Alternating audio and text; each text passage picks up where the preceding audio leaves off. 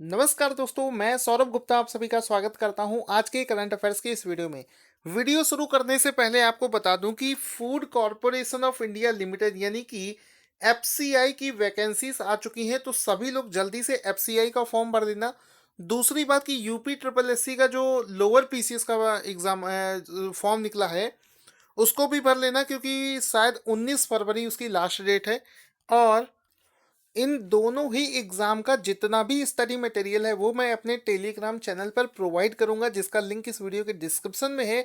Telegram join कर लेना, पैसे खर्च करने की जरूरत नहीं है, फ्री में सारी बुक्स मैं प्रोवाइड कराऊंगा। तो शुरू करते हैं आज का सबसे पहला क्वेश्चन। देखो, आज का सबसे पहला क्वेश्चन क्या बना है कि जो सरकार का एक डिपार्टमेंट होता है जिसका नाम है सूचना और प्रसारण मंत्रालय। ठीक है, तो जो गवर्नमेंट ऑफ इंडिया का सूचना और प्रसारण मंत्रालय है, उसके अंतर्गत मीडिया यूनिट्स जो होती हैं उनका पहला वार्षिक सम्मेलन कहाँ पर आयोजित किया गया है? तो यहाँ पर इसका राइट आंसर हो जाएगा नई दिल्ली। दिल्ली में पहला मीडिया इकाइयों का पहला वार्षिक सम्मेलन शुरू किया गया है। ठीक है, मीडिया का मतलब आप समझ रहे होंगे, जो प्रिंट मीडिया होता है या फिर जो टेलीविज़न पर आप सब कुछ देखते हैं, न्यूज़ वगैरह देखते हैं, वो सब मीडिया कवरेज होता है। तो उसका जो सूचना और प्रसारण मंत्रालय के अंतर्गत जो यूनिट्स आती हैं, उनका जो पहला सम्मेलन है उसको नई दिल्ली में शुरू किया गया है। ठीक है, यहाँ पर आप फोटो देख सकते हैं। इस ये जो अभी ऑर्गेनाइज किया गया है, इसमें आप देखेंगे कि इसका जो इसकी अध्यक्षता है वो करी है केंद्रीय सूचना एवं प्रसारण मंत्री ने, जो कि इस समय है राज्यवर्धन सिंह राठौर। ठीक है, यहाँ पर आप इनका फोटो देख सकते हैं। ठीक है, एक चीज और यहाँ पर बारीकी से समझना, राज्यवर्धन सिंह राठौर जो हैं वो इस समय की खेल और युवा मंत्रालय भी उनके पास में है। ठीक है, ये तो सभी को पता होगा। दूसरा, इनके पास में सूचना और प्रसारण मंत्रालय वाला जो है, ये भी इन्हीं के हाथ पे है। ठीक है, तो ये चीज आपको समझ में आ गई होगी। आगे चलते हैं। अगला प्रश्न है, वर्ल्ड रेडियो डे किस दिन मनाया जाता है? रेडियो तो आप लोग समझ ही रहे होंगे, तो ये मनाया जाता है 13 फरवरी को, 13 ऑफ फेब। यहाँ पर सी ऑप्शन बिल्कुल सही हो जाएगा। आपको एक फोटो भी दिखा देते हैं, वर्ल्ड रेडियो डे। ठीक है, तो ये मनाया जाता है 13 ऑफ फरवरी को। आगे चलते हैं। इसमें एक चीज और है कि इस बार का जो इसका सब्जेक्ट है, विषय है, वो है डायलॉग, टॉलरेंस एंड पीस, यानी कि संवाद, सहिष्णुता और शांति। ये इस बार का सब्जेक्ट रखा गया है। अच्छा, इसी अवसर पर यानी कि वर्ल्ड रेडियो डे के अवसर पर ही एक और क्वेश्चन बना है, एक बुक लॉन्च करी गई है। तो उस बुक के राइटर का नाम पूछा गया है। क्वेश्चन क्या बना है कि विश्व रेडियो दिवस के अवसर पर एक बुक लॉन्च हुई है जिसका नाम है let's talk on air, conversations with radio presenters. ये नाम का एक बुक है, इसके राइटर का नाम पूछा गया है। तो दोस्तों, इसके राइटर का नाम है राकेश आनंद बख्शी। नाम याद रखना, बुक का भी और राइटर का भी। बुक का नाम है let's talk on air, conversations with the radio radio presenters. इस बुक के राइटर का नाम है राकेश आनंद बख्शी। ऑप्शन बी यहाँ पर बिल्कुल सही हो जाएगा। आपको दिखा देते हैं कौन सी बुक है। देखो, ये वाली बुक है, इसका कवर पेज मैं आपको दिखा रहा हूँ। देखो, लिखा है ऊपर conversations with radio presenters, let's talk on air. ठीक है, नीचे राइटर का नाम लिखा है राकेश आनंद बख्शी। तो आई होप आपको ये चीज़ें समझ में आ गई होगी। ठीक है, इस इस ये जो बुक है, इसमें खास तौर पर रेडियो का जो डेवलपमेंट है भारत में, यानी कि पुराने समय से लेकर अभी तक जो भी डेवलपमेंट रेडियो के क्षेत्र में हुआ है, उसके बारे में इसमें बहुत अच्छे से डिस्क्राइब किया है आनंद जी ने। आगे चलते हैं अगले क्वेश्चन की तरफ। अगला क्वेश्चन है, वर्ल्ड गवर्नमेंट सम्मेलन का 7वां सत्र कहाँ पर आयोजित किया गया है? तो ये जो वर्ल्ड गवर्नमेंट सम्मेलन का 7वां सत्र है, इसको दुबई में ऑर्गेनाइज किया गया है। तो ऑप्शन बी यहाँ पर बिल्कुल सही हो जाएगा कि वर्ल्ड गवर्नमेंट सम्मेलन का 7वां सत्र दुबई में ऑर्गेनाइज किया गया है। इसमें आप देख सकते हैं कि इसका फोटो देख लीजिए। सबसे पहले दुबई में ऑर्गेनाइज किया गया है। इसमें लगभग 140 देशों के 4000 से भी ज़्यादा लोगों ने पार्टिसिपेट किया है। अब देखो, ये जो मीटिंग हुई है, इसका उद्देश्य क्या होता है? देखो, इसमें साफ साफ लिखा है, वर्ल्ड गवर्नमेंट सम्मेलन, यानी कि दुनिया के जितने भी देश हैं उनकी जो गवर्नमेंट्स हैं वो किस तरीके से काम करेंगी, कैसे वो डेवलपमेंट करेंगी, इस चीज़ को लेकर यहाँ पर विचार किया गया है।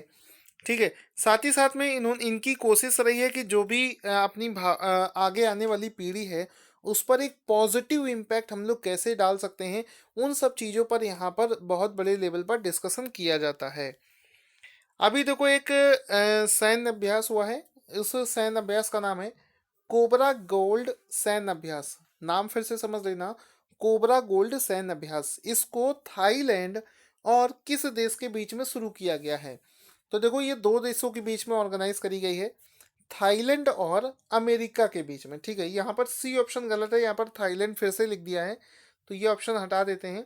इसको थाईलैंड और अमेरिका के बीच में शुरू किया गया है। एक्सरसाइज का नाम देख लेना, कोबरा गोल्ड सैन्य अभ्यास इसका नाम है। एक क्वेश्चन यहाँ पर यह भी बन सकता है कि कोबरा गोल्ड सैन्य अभ्यास कहाँ पर ऑर्गेनाइज किया गया है? तो इसको थाईलैंड में शुरू किया गया है। किसके किसके बीच हुआ है? तो ये अमेरिका और थाईलैंड के बीच में शुरू किया गया है। यहाँ पर आपको एक फोटो भी दिखा देते हैं, ये रहा थाईलैंड रिप्रेजेंटेटिव और ये रहा अमेरिकन रिप्रेजेंटेटिव, दोनों के बीच में इसको ऑर्गेनाइज किया गया है। आगे चलते हैं। क्वेश्चन बना है कि पांचवा अंतरराष्ट्रीय बांध सुरक्षा सम्मेलन 2019 कहाँ पर आयोजित किया गया है? बांध का मतलब आप समझ रहे हो, नदी के पानी को बहाव को रोकने के लिए जो बांध बनाया जाता है, बैरिकेड किया जाता है, उसे बोलते हैं बांध। तो ये जो इसका पांचवा सम्मेलन है इसको ऑर्गेनाइज किया गया है उड़ीसा में। तो ऑप्शन ए यहाँ पर बिल्कुल सही हो जाएगा कि पांचवा अंतरराष्ट्रीय बांध सुरक्षा सम्मेलन उड़ीसा में शुरू किया गया है। इसका एक फोटो देख सकते हैं, ये रहा सम्मेलन का फोटो जो कि उड़ीसा में शुरू किया गया है।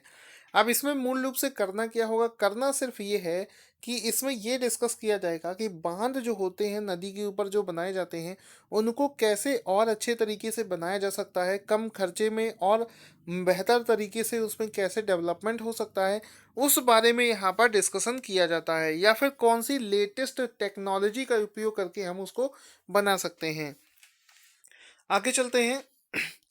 देखो समुद्री प्रदूषण इस समय बहुत बड़ी प्रॉब्लम बनी हुई है हर देश के लिए, क्योंकि प्लास्टिक के पार्टिकल जब समुद्र के अंदर जाते हैं तो वो लंबे समय तक समुद्र में पड़े रहने के कारण वो छोटे छोटे प्लास्टिक के छोटे छोटे बारीक कणों में टूट जाते हैं, जिससे कि क्या होता है, जब समुद्रों से नमक बनाया जाता है तो उसी नमक के थ्रू वो प्लास्टिक के कण हमारे नमक में आकर हमारी बॉडी में प्रवेश कर जाते हैं, जो कि हमारे लिए नुकसानदायक है। तो समुद्रों की सफाई एक बहुत बड़ा मुद्दा बन गया है। तो यहाँ पर अभी भारत ने किस देश के साथ समुद्री प्रदूषण का मुकाबला करने के लिए शुरू किया है, पहल शुरू की है? तो भारत ने देश है, नॉर्वे देश के साथ मिलकर समुद्री प्रदूषण को कम करने के लिए एक पहल को शुरू किया है। ये आप देख सकते हैं समुद्रों में किस तरीके से प्रदूषण होता है जिसकी वजह से काफ़ी दिक्कत आती है। तो यहाँ पर ऑप्शन ए यहाँ पर बिल्कुल सही हो जाएगा, नॉर्वे के साथ में इस पहल को शुरू किया है। अगला प्रश्न है, देखो राष्ट्रीय खेल जो इस बार होने वाले हैं उनका शुभंकर बनाया गया है धूमिल तेंदुआ को। ठीक है। अब ये जो धूमिल तेंदुआ है वह किस राज्य का राजकीय पशु है? तो यहाँ पर ये जो धूमिल तेंदुआ है मेघालय का राजकीय पशु है, जिसको राष्ट्रीय खेलों का शुभंकर बनाया गया है। तो इसमें दो क्वेश्चन छिपे हैं। पहला तो ये आपसे ये भी पूछा जा सकता है कि जो राष्ट्रीय खेलों का शुभंकर किसे बनाया गया, तो आंसर टिक करोगे धूमिल तेंदुआ को। अब अगर पूछ ले कि जो धूमिल तेंदुआ है ये किस राज्य का राजकीय पशु है, तो आंसर टिक कर दोगे मेघालय राज्य का राजकीय पशु है। तो ऑप्शन ए यहाँ पर बिल्कुल सही हो जाएगा। ठीक है, इसके अलावा आगे चलते हैं। ये सब तो हो गए आज के क्वेश्चन। शुरू करते हैं करंट अफेयर्स का रिवीजन वाले क्वेश्चन। आज का सबसे पहला क्वेश्चन जिसका आंसर आपको देना है कि किस भारतीय इतिहासकार ने इजराइल का डैन डेविड पुरस्कार जीत लिया है? जल्दी से कमेंट बॉक्स में आंसर दे देना। आज का दूसरा क्वेश्चन है कि एनटीपीसी ने भी हाल ही में एसबीआई के साथ कितने करोड़ रुपए के समझौते पर हस्ताक्षर किए हैं? एमआरएफ चैलेंज का खिताब जीतने वाली पहली महिला ड्राइवर कौन बनी है? आपको वीडियो कैसा लगा कमेंट बॉक्स में लिखना ना भूलें।